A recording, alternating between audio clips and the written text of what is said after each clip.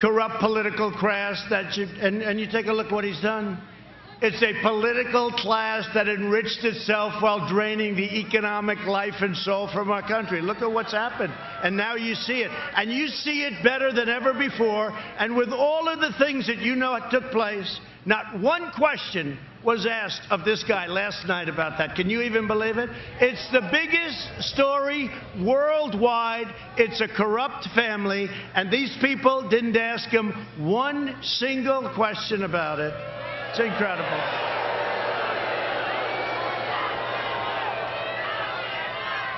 No, it's true. Yeah, lock it. It's true.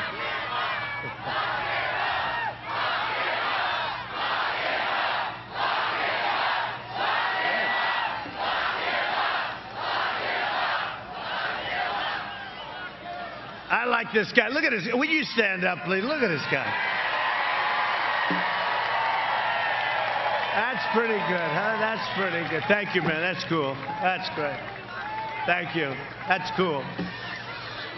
For the last 47 years, Joe Biden has shipped away your jobs, shut down your factories, threw open your borders, and ravaged our cities while sacrificing American blood and treasure in endless foreign wars in countries that you've never even heard of. And they're all coming back. You know that. They're all coming back. Except in certain areas, if you don't mind, where we kept the oil. We left some of our great soldiers. We kept the oil. We should have kept the oil in plenty of places when we went over there. We should have never been there. But if we're going to be there, remember I used to say for years, keep the oil. We didn't do that. He's a servant of the wealthy donors and globalists and special interests who got rich bleeding our country dry. They sold you out, and I know this area very well, and you got sold out big. This whole state got sold out. Every state did. They sold you out on trade, on borders, on jobs, on crime. One act of treachery after another. In 2016, Florida voted to fire this corrupt and look, this is the most corrupt group of people, okay? I've gotten, you know, when I say drain the swamp, I used to think it was like a swamp this thick. It's like real thick. It's very thick.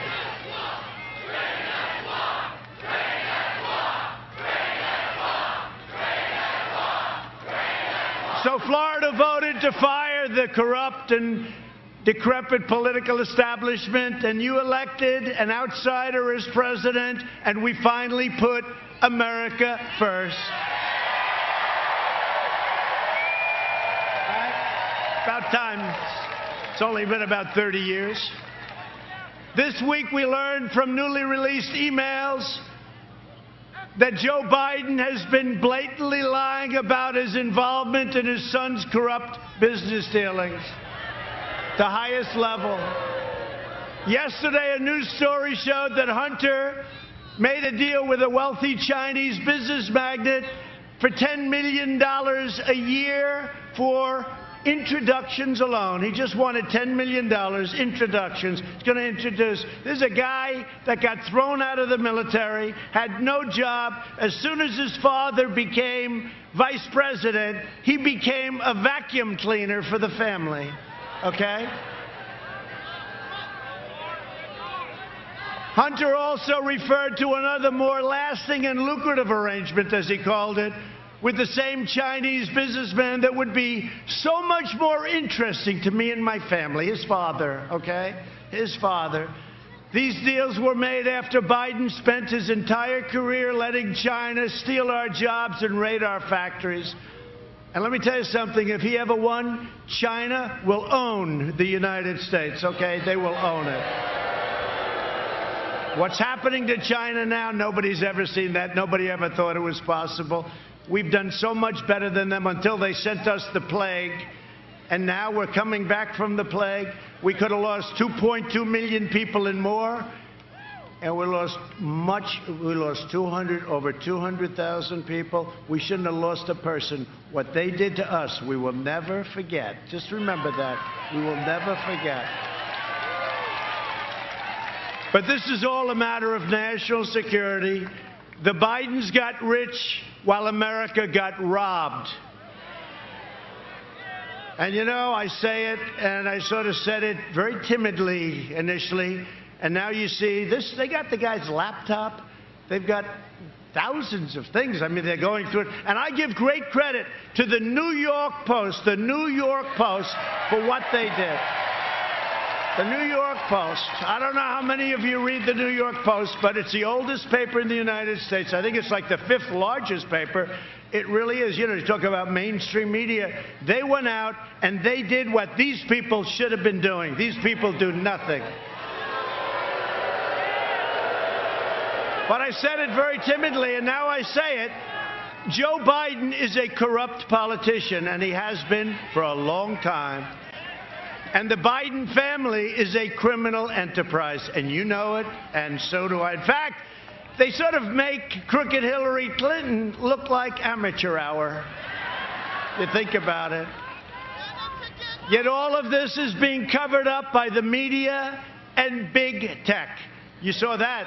You see that? You put a story out from the New York Post, and they shut down her site.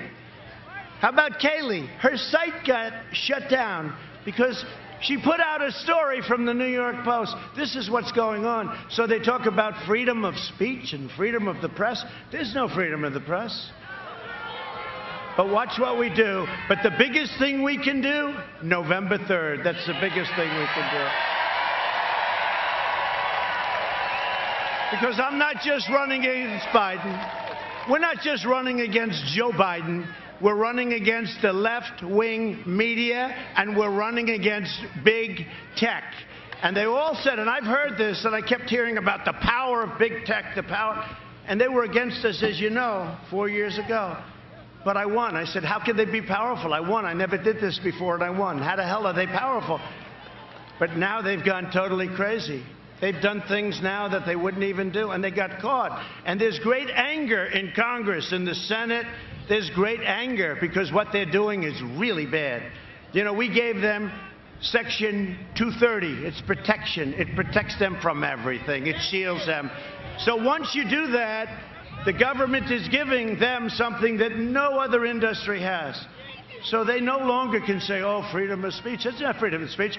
They've been given protection, and they've abused that protection. And a lot of people are looking now at big, bad tech. But I did say it. I said, so they're so powerful, how did we win? Well, we won for a lot of reasons. By the way, was that the greatest evening? Was that the greatest?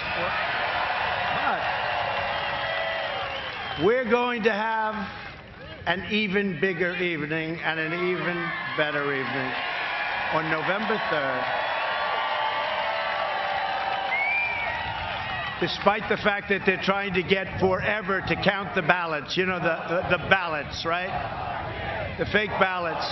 They're doing everything in their power to protect their chosen candidate, Sleepy Joe, and he is a sleepy guy. I watched last night. Did anybody watch last night? You watched both of them, right? Yeah, but I just want to see, like, how's he doing? Not well. And remember this, they have nothing but this, and he's just a vehicle. Let's not kid ourselves. Joe is shot, okay? He's shot. He is a vehicle, and he's got his vice president, who is further left than Crazy Bernie, okay? Kamala. Nobody treated Joe Biden worse than Kamala during the debates, right? Now, she got beat up by other people. She got beat up badly. So badly that her polls dropped, and she went out very angry. And then he picked her. I said, this could be a very good thing. And then Mike Pence did a great job the other night.